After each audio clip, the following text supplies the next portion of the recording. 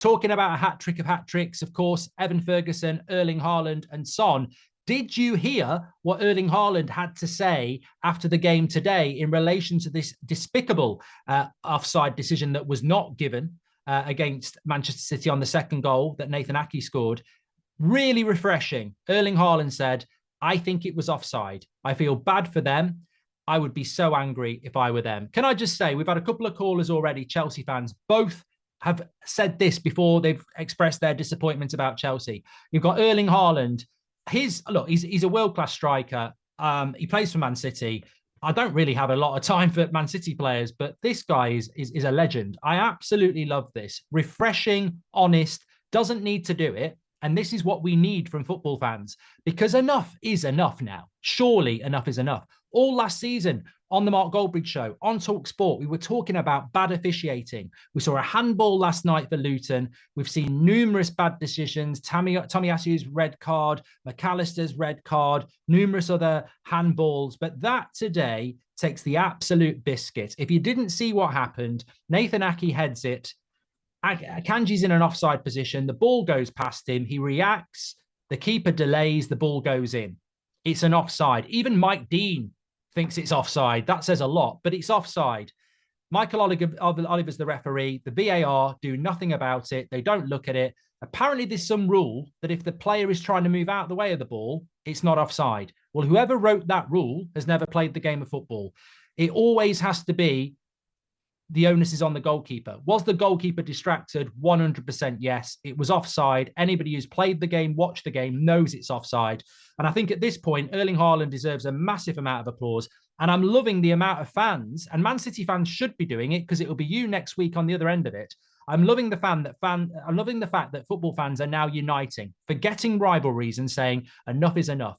We've got one of the best leagues in the world, and the integrity of it is in the mud. How can we have that technology and that sort of a decision happen? It's absolutely disgusting. And who suffers? The fans, the product. Where's the consistency?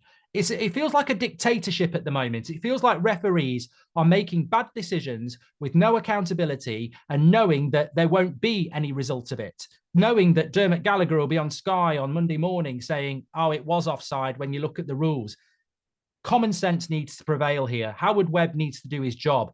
Stop obsessing about how many minutes you're going to add on to the end of the game and solve the problems of last season before you implement new problems. That is a disgrace and a stain on the game today. The integrity of the game is up for grabs, and you are dropping the ball. It's not acceptable. Football fans need consistency, Howard, and it's a shame on the game at the moment. And one thing I would say as well is we've got a Norwegian striker speaking the truth. We've got Bruno Fernandes, Portuguese at Manchester United. What I'm saying is we've got a diverse Premier League with the best players in the world playing here. Why are most of our referees British? Is it not time? And why don't we start recruiting the best officials from around the world? Because there's definitely a problem with our officiating. There's definitely a standard drop. Maybe it is time to look at that. And the question is, why aren't we looking at that? Anyway, that's my 2 pennies worth. Get yours in as well. Let's get back to the calls. We've got Gareth, who is a Newcastle fan. Great. First Newcastle fan of the evening. Gareth, tell us your thoughts on the start to the season. 3 losses from 4. How are you feeling? Firstly, I think got to give credit where it's due. I think De Zerbi's tactics were actually spot on today. I think it was a pleasure to watch Gilmour run the show in that midfield. But as for us, half of me wants to say I'm speechless, and half wants to say I think a few of the lads need a double session and maybe start pre-season all over again. It very much looks like Bruno is struggling. I think Big Joe looks injured. I think Shaw looks like he's been injured for the last 3 games. Teams are definitely worked out. Burns can't turn. Burn can... you roll them and you're in. And it's not maybe a frustrating thing, but we look predictable. And especially watching that game today, it was an interesting viewing. Gareth, we've had so many joyful Newcastle fans, and quite rightly last season, phoning in and just saying they're enjoying the ride. And it's your club. It's up to you.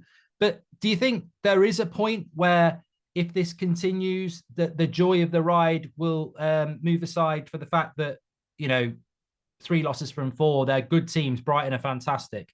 But Newcastle have sort of set the bar last year. And at the moment, it's only 4 games in. There is a bar. There is the level has dropped a little bit. And Eddie Howe's got a bit of work to do, because if it continues, it's just going to put pressure on him. No, definitely. And I think it's shown with some of the big name players, especially from last season. You look at Pope, who the last 3 games, he needs to be careful. He's not going to be labelled as another De Gea. The way he's controlling balls, the way he's passing out from the back. I saw the goal today. I know what you're on about. Was it the first goal today or the second goal today? I think it was the first one, wasn't it, where he kicked it? Yeah. Yeah, and it's just little things like that are creeping into people's games, and I don't know if it's a fitness thing. I don't know if it's we've had a hard start, but yeah, we should be competing, and I think at some point it will kick in. But we need it to kick in now, and I think maybe some double sessions, a rollicking on the way home.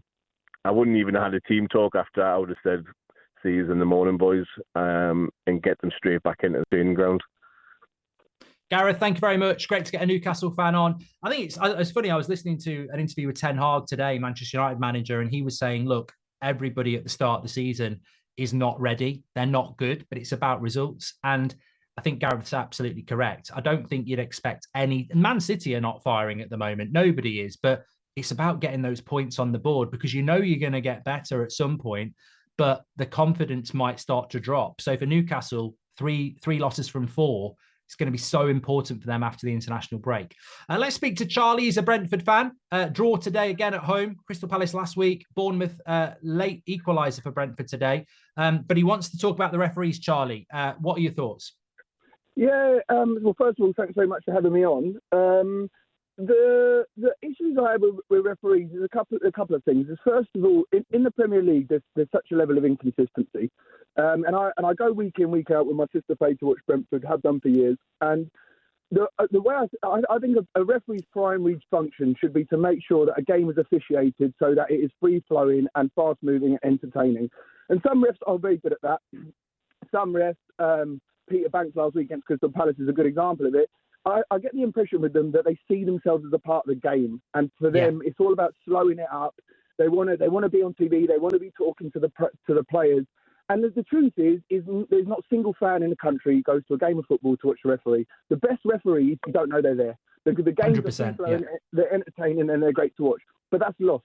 However, what I would say about it is you've got 22 men on the pitch, elite athletes.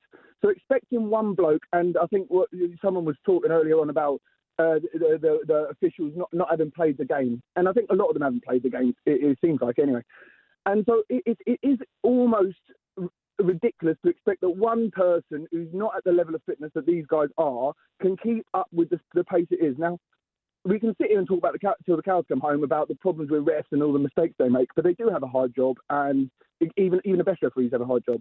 What I want to know is, in the modern world that we live in, and all the money that's in football, there's just real basic stuff I don't understand. I don't understand why a linesman only covers half the pitch, or why is there not 2 linesmen on each side?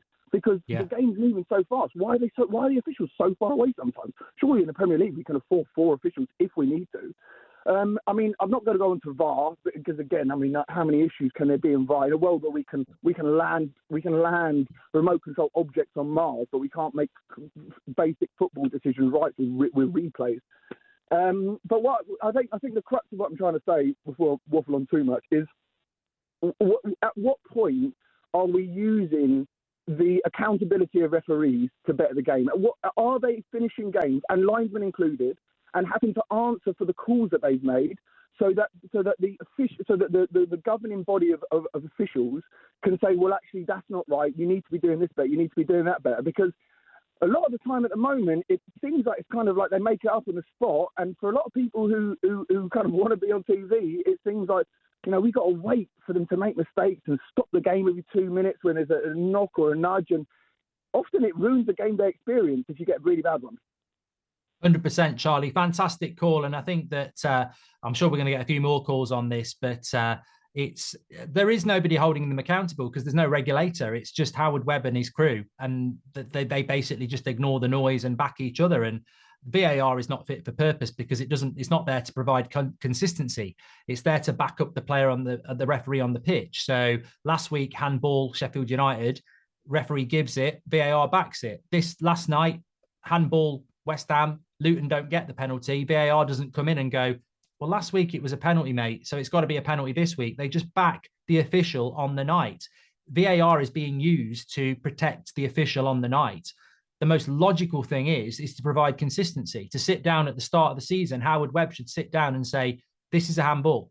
This is what a handball is. If the referee says it's a handball and it's not a handball based on what we're saying, then you tell them it's not a handball. And if they miss a handball, basically, Romero against Spurs should have been a handball. Ward-Prowse last night should have been a handball. And the Sheffield United one against Man City should have been a handball. But only one of them were given. How hard is it when I can remember all three for an official whose job it is to remember all three and go, all three should be a handball? And we have got a VAR system that should be there to do that, but they're not using it correctly.